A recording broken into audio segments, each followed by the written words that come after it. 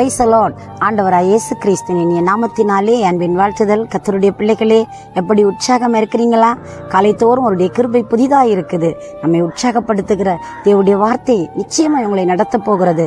இந்த நாளிலும் உங்களுக்கு ஒரு வெற்றி, இந்த நாள் உங்களுக்கு ஒரு சமாதானம், இந்த நாளிலே உங்களுக்கு சந்தோஷம். நிச்சயமாய் கர்த்தருடைய வார்த்தையானது உங்களை தைரியப்படுத்த போகிறது.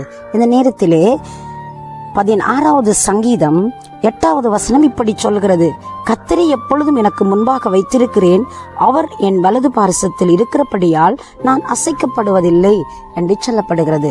அன்பு பிள்ளைகளே, நம்முடைய வாழ்க்கையில நம்ம யாரை நம்மளுக்கு முன்பதாக வைத்திருக்கிறோம்? யோசிச்சு பாருங்க. இதை எழுதினவர் சங்கீதக்காரன் தாவீதுடைய சங்கீதம். அவர் சொல்லுகிறான், கர்த்தரை எப்பொழுதும் எனக்கு முன்பதாக வைத்திருக்கிறேன். இன்றைக்கு மக்களுடைய வாழ்க்கையில, தேவ பிள்ளைகளுடைய வாழ்க்கையில அநேக விடயங்களில், அநேக சந்தர்ப்பத்தில் அநேக நபர்கள் வந்து அதை இடம் பிடித்து விடுகிறார்கள். அநேக பொருட்கள், அநேக விதமான காரியங்கள் இன்றைக்கு நம்மளை தடுமாற வைத்து எப்பொழுதும் எங்களுக்கு முன்பதாக அந்த விடயங்கள் மட்டும்தான் தெரிகிறது. ஆனால் இந்த அதிகாரத்தில் இருக்கிற அரசனாய் இருக்கிற மனிதன் சொல்லுகிறார், நான் கர்த்தரை எப்பொழுதும் எனக்கு முன்பதாக நான் வைத்திருக்கிறேன், அவரின் வலது பார்சத்தில் இருக்கிறபடினா நான் அசைக்கப்படுவதில்லை. அவருடைய நம்பிக்கைக்கு என்ன ரகசியம் தெரியுமா?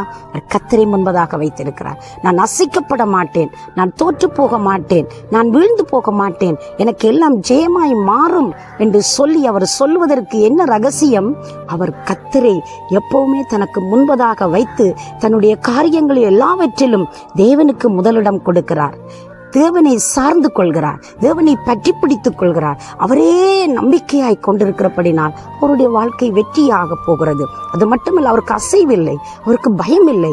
எந்த சூழ்நிலையிலும் அவர் வெற்றி பெறுவேன் என்ற தைரியம் அவருக்குள்ளே எப்பவுமே இருப்பதற்கு காரணம் தேவனே நம்பிக்கொண்டிருக்கிறதுங்க.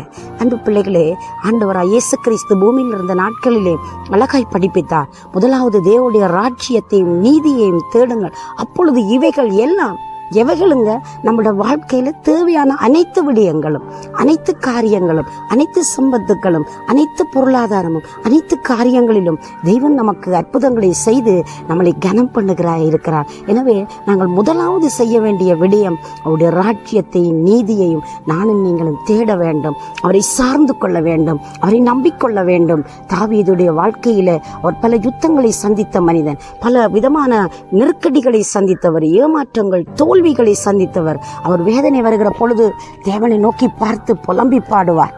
அவர் சந்தோஷமா இருக்கிற பொழுது துள்ளி குதித்து அவரை கனம் பண்ணி பாடுவார். பார்க்கிற ஒவ்வொரு இயற்கைகளையும் ரசித்து தேவனை மகிமைப்படுத்தி கொண்டே இருப்பார். இதுதானுங்க அந்த பக்தனுடைய வாழ்க்கையின் வெற்றியின் ரகசியமாயிருந்தது. ஏழ்மையாயிருந்தவன் சரித்திரத்தில் அவருடைய வாழ்க்கையை நாம் உற்று கவனித்தால் அவர் எதற்கும் ஒரு தகுதியில்லாத நபரை போன்று எல்லாராலும் ஒதுக்கப்பட்டவராய், அவருடைய பெற்றார்களால் வெறுக்கப்பட்டவராய், அவர் யாருமே கணக்கெடுக்காத ஒரு ஆடுகளை மேய்க்கிற ஒரு மேய்ப்பனாய் இருந்தவனை தேவன் அரசனாய் மாற்றினார்.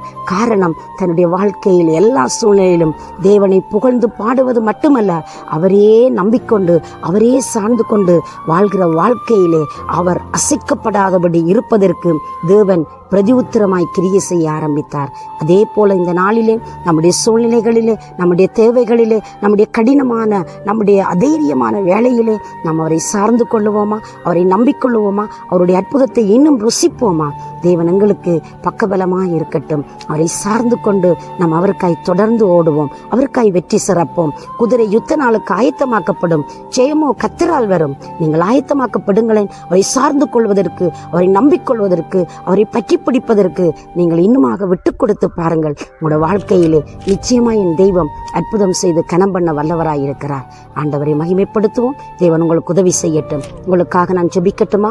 சர்வ வல்லமை உள்ள நல்ல ஆண்டவரே, இயேசுவின் நாமத்தில் உங்களுடைய பிள்ளைகளுடைய வாழ்க்கையில் ஒரு அற்புதம் செய்து, அதிசயம் செய்து, உடைய வாழ்க்கையில வெற்றி சிறக்க பண்ணுங்கப்பா.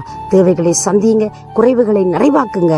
எப்பொழுதும் உடைய பிள்ளைகள் உண்மை சார்ந்து கொண்டு ஒரு ஜெயமுள்ள, ஆண்டவரை அசையாத பலமுள்ள வாழ்க்கை வாழ நீர் உதவி செய்யும்படி உடைய கரங்களுக்குள் ஒப்புக் கொடுத்து ஆசீர்வதித்து ஜெபிக்கிறேன் ஜீவனுள்ள நல்ல பிதாவே. ஆமே ஆமே.